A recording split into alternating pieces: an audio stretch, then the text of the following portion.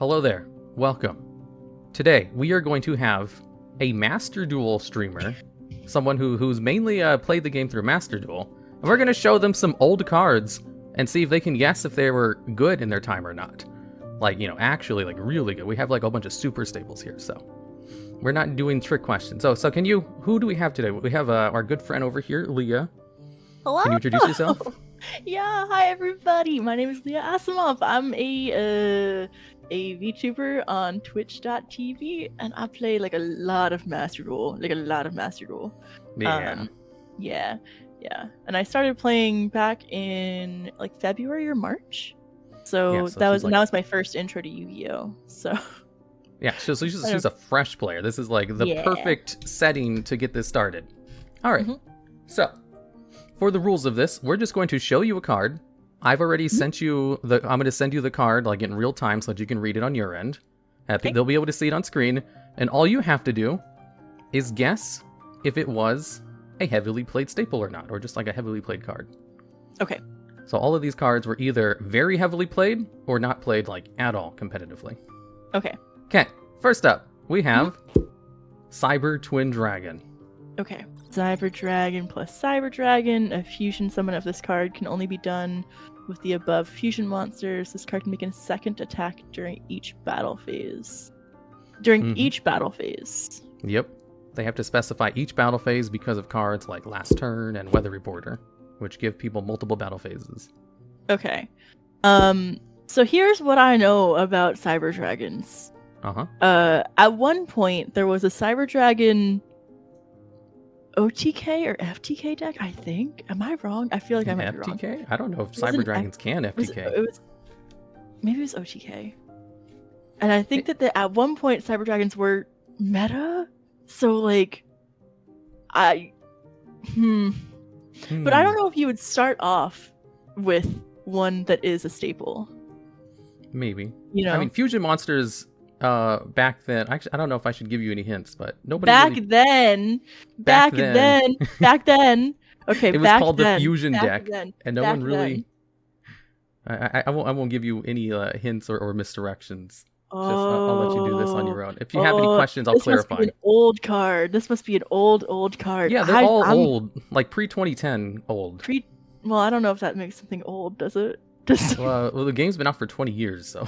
Yeah, I don't know if pre-2010. that's pre-synchro era. Pre-synchro era. Synchros were the very first extra deck type added to the game after fusions. Really? Yeah. Wow, you learn something new every day. Man, we got a brand new player over here. Okay, I think that it's got 2800 attack. Fusion monster. I don't think that Cyber Dragons are a prominent enough type to be a staple. Yeah. Some say no. Okay, so your final answer is it was not a staple back in early Yu-Gi-Oh. Yeah. Okay, well, the correct answer is this card was so good, it got a Metamorphosis banned. It was the enabler. Cyber Dragon, the original one, was such a meta warping card that you can literally define Yu-Gi-Oh as pre the introduction of Cyber Dragon and after it was introduced to the game. Okay. And its fusion over here was also very heavily played, but not for the same reason as the original, but mainly because it was a level 8 fusion that could attack twice. So there was a card which you could tribute a monster and cheat out a fusion monster that had the same level as it. So this was the premier target to go into because it let you push for a lot of damage. Oh. I was so close to the right answer, and then I completely... You talked yourself out of it. Different direction. Yeah, I was going to tell you, it was fusion monsters weren't really played back then, but it was oh wait, I'm not trying to, make you not get it correct. I'm not trying to... Yeah, Yeah, I'm not going to say the word. Okay. Your face. So judging. All right. Next one. Next one. All right, yeah. So you got the first one wrong. We'll go on to the next one. We have 7 of these. Yeah. So if you get 4 of them right, you win. Okay. What do I win? I have yet to decide that. We'll probably. Okay. You'll win a gift basket. Oh wow, with like cheese in it or something. Hell yeah, I love cheese. Let's go. Okay, next up we have Throwstone Unit. A level 4 Earth monster, warrior effect. Offer 1 warrior type monster on your side of the field as a tribute to destroy 1 face-up monster in the field whose defense is equal to or lower than the attack of this monster. I'm gonna go ahead and say it's a 900 attack. This is a level 4, and from what I know, level 4s were cracked. Yeah. So, and they are cracked because Bean Soldier is OP. Yeah. And also look at that defense. That was premium defense back then. Yeah. His defense is... Yeah, I would say this is a staple because it's a level 4. Uh-huh. And if you... There are other things to do with level 4s, warrior monsters. I don't know. I think it makes sense that it would be a staple. Okay. Staple in early Yu-Gi-Oh! Is that your final answer? Well, now I'm doubting that, but now I'm not so sure, but I'm gonna have to say yeah. Okay. Yeah. Alright, we have this card was a staple in early Yu-Gi-Oh! And the correct answer is it was not. It was absolutely garbage. Nobody played it. The reason for that I'm not gonna get is a lot of the common cards in the day had exactly 1,000 attack points. So it would not be able to even like destroy good cards back then because it only had 900 attack. I mean, they had all exactly like 1,000 defense or just a tiny 1,000 defense. Yeah, like all monarchs had 1,000 defense. Summon Skull had 1,000 defense. Those are the cards you'd want to destroy with it. And even then, the cost is a little bit too much for early Yu-Gi-Oh! Where like a normal summon was considered your full move. Yeah. So like getting an extra card in the field, there wasn't really special summon spam back then. I mean, there was, but it wasn't really good enough to use this. And it also wasn't good enough even in those circumstances. Yeah. Okay, but I remember when I saw this card at first, I thought it was cool. But I was like 9. So. When you were 9. So I understand. Okay. All right, let's go on to the next one. Next one, this one is Krebons. I think you'll like this one. Go ahead and read it. Okay, wait. I have a question about this. Yeah? You said we were doing pre-synchro era. Oh, I meant like pre-2010. Like synchro era was 2008. Oh, okay. This is early synchro era, I should tell you that. This came out with the very first set of synchro monsters. Okay. So this is Krebons, a level 2 dark monster, psychic tuner effect. When this card is targeted for an attack, you can pay 800 LP and negate the attack. Yes. I would say I genuinely have seen this card before. Yeah, you are an aficionado on psychic tuners. I have seen I think him. this one would be perfect for you. I think he is a staple. Oh, and why do you think this one was a staple? Because I've seen him before. Just because you've seen him before? I've seen him before, so I think he's a staple. He's gotta be. I mean, just look at him too. Look at him. He looks so happy. I think he's a staple. Look at all those 1s and 0s. He's speaking to me. Okay, so yeah, you're saying this level 2 psychic tuner is a staple. Is that your final answer? 100 maybe 100%, but also maybe not 100%. Yeah, I'm saying he's a staple. Yeah. Okay, Krebons. Is he a staple or not? This card was absolutely a staple. It was played in everything, mainly because it was a dark level 2 tuner. Yeah. Which means it could be brought out of the deck with Emergency Teleport, which was also released in the first set. And because it was dark, it could be played with Dark Arm Dragon. Oh, E-Telly was in the first set of synchro stuff? Yeah, one of the only tier 0 decks in the game was called Teledad. And this was a key component of it because it was teleported out of the deck. To go into synchro plays. Dark Armor Dragon. Yep, to be a dark monster in the grave. And because it was a dark tuner that was level 2, I think it was like the only dark tuner that was level 2. So it was just like played for default. The fact that it had an effect was unnecessary. Yeah. But it did come up sometimes, because all they did was negate an attack. It wasn't once per turn either, so you could like block out a whole battle phase in an emergency. Oh, wow. That's crazy. Yeah. Okay, so, good job. You got 2 of them. Yay! Alright, now we'll go on to card number 4. This is too easy. You're on a roll now that you got one correct. Well, I only got one right, yeah. Yeah. Okay. Okay. Next up, we have Exiled Force. Go ahead and read the card for the viewers. Okay. Exiled Force, an Earth monster, level 4, warrior effect. You contribute this card, then target one monster on the field, destroy that target.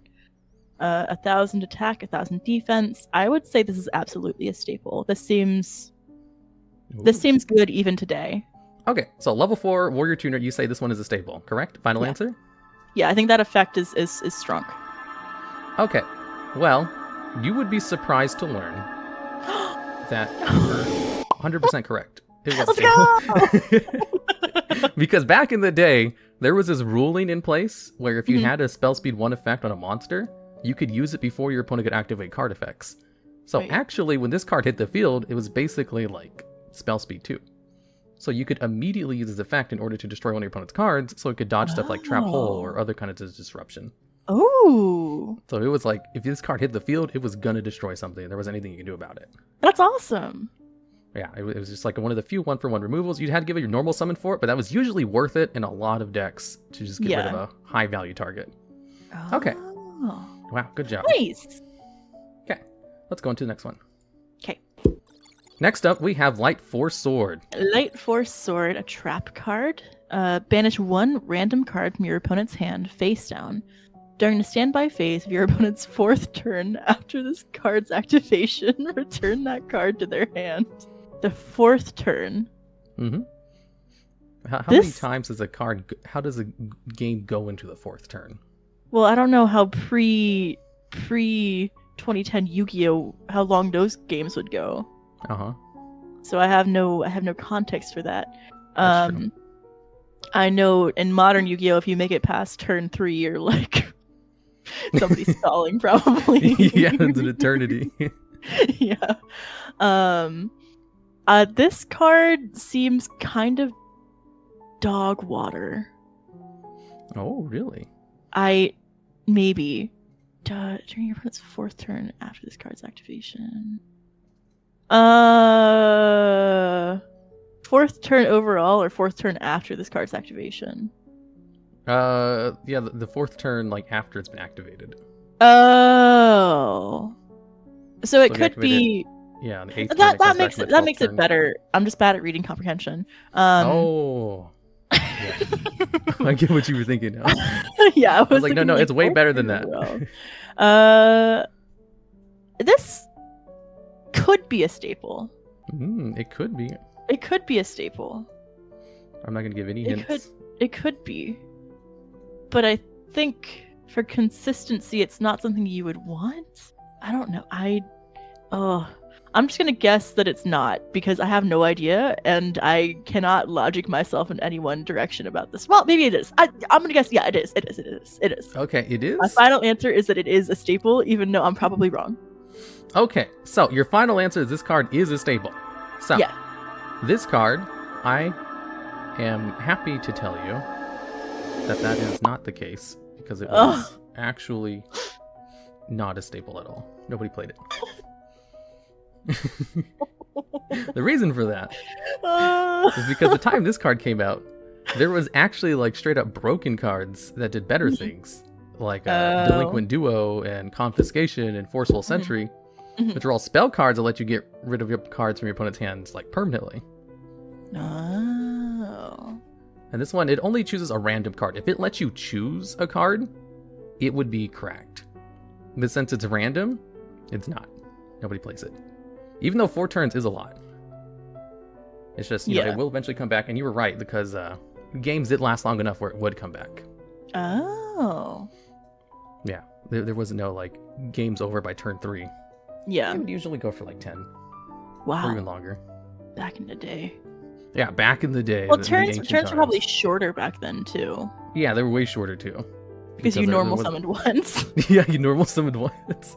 If your deck could OTK, that was a benefit of the deck. Nowadays, if your deck can't OTK, you're doing something wrong. Yeah. Okay. All right. Well, let's go into the next one. You were right on that in your first guess. I was like, oh, you got this. And then you changed your mind. Second guess yourself. I keep tricking myself out of the right answer. Yeah. Okay, next one. Strike Ninja. Yep. Okay, Strike Ninja, level 4 Dark Monster. Warrior effect, quick effect. You can banish 2 Dark Monsters from your graveyard. Banish this card face up until the end phase. You can only use this effect of Strike Ninja once per turn. The fuck does this mean? Like, in what scenario are you trying to banish more things from your graveyard in early Yu-Gi-Oh?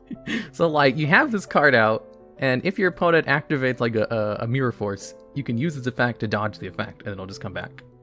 So it, like, keeps it around. But it does have a pretty... Because it is quick effect. It's, like, one of the only quick effects that existed in early Yu-Gi-Oh! Yeah. But, 2 Dark Monsters is quite a lot. Yeah. Can I read Dark Armored Dragon really quick? Yeah, go ahead. You can look it up. I think because of his ability to stay on the field, that could be good. He's a level 4. He's a dark monster. Mm-hmm. Here, how about I explain Dark Armed Dragon for like chat? So Dark Armed Dragon, the one she was looking for up. Chat. I mean for the audience. I do too much streaming. You miss chat. I miss chat too. TheDuelLogs. It's okay. No, you can't say that. You can get parasocial with chat. You Hi chat. have to I missed you. keep them at a distance, otherwise they'll get too comfortable. No, you have to let them into your life. Never. So Dark Armed Dragon has an effect where if you control exactly 3 dark monsters in your graveyard, you can special summon it from your hand, and then it has another non-once per turn effect where it can banish a dark monster in order to destroy any card in the field. And it was also back in the day when priority existed, so you could use it immediately at least one time before your opponent could respond to it. Oh. So it was always going to destroy at least one card. And it had 2000 attack, so it was also like a premium stat line. And also, it wasn't once per turn on any of its effects, so if you had 3 Dark Armed Dragons in your hand, you could bring them all out for the exact same summoning condition. Mm-hmm. Okay, here's my logic behind why I think this is a staple. It is level 4.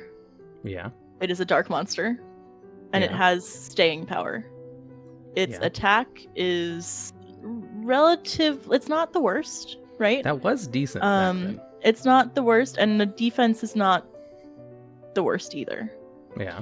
So I think that it's viable for some decks. I can see some creative builds maybe being made out of it. So I'm gonna say it's a staple. Okay, it's a staple. Would you say that's your final answer? That is my final answer. You're not going to change it at the last second? No, I am not going to change it at the last second. Okay. Is Strike Ninja a staple? The correct answer to this is... You were right. It is. It was Let's go! 100% a staple. However, the reason it was a staple was because specifically of its ability to just banish dark monsters en masse from your graveyard. So they would do that because there was this card called Return from the Different Dimension, where you'd pay half your life points to special summon all of your banished monsters. Oh, what the fuck? So this card, in combination with Mystic Tomato and Sangan to fill your grave with a whole bunch of dark monsters, could just help you make that card live and just bring everything back. And then push for game. And then if they got destroyed, you would get an advantage off of them anyway.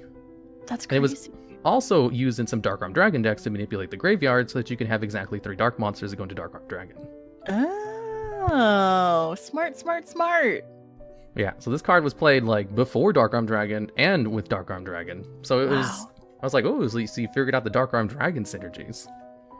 No, I was just thinking about how we talked about Dad earlier, so my mind was on Dad. Oh my god.